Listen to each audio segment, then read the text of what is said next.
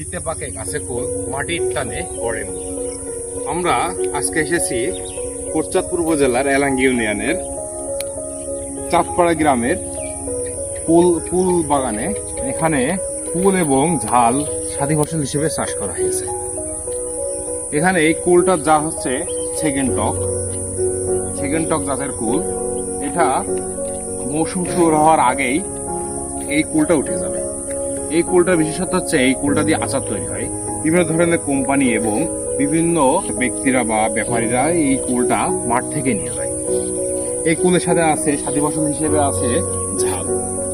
ফলনটা বেশ ভালো এবং এই ঝালটা সাথী ফসল হিসেবে চাষ করায় কুল গাছের এবং ঝালের দুইটা ফসলের কোনো রকম কোনো প্রভাব পড়ছে না এবং একই সময়ে একই জমিতে একটা কৃষক দুইটা ফসল পাচ্ছে, যার ফলে সে যেমন মানসিকভাবে শান্তিতে থাকে এবং আর্থিকভাবে সে সচ্ছল হয় এবং ভূমিটার সঠিক বা সদ্য ব্যবহার হয়, যেটা এখন বর্তমানে আধুনিক চাষ হিসেবে বেশ পরিচিত।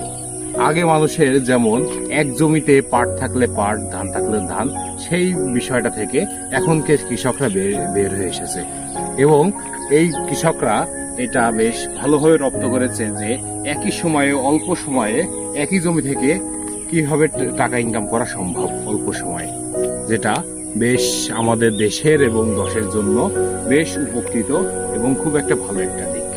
ধন্যবাদ সবাইকে।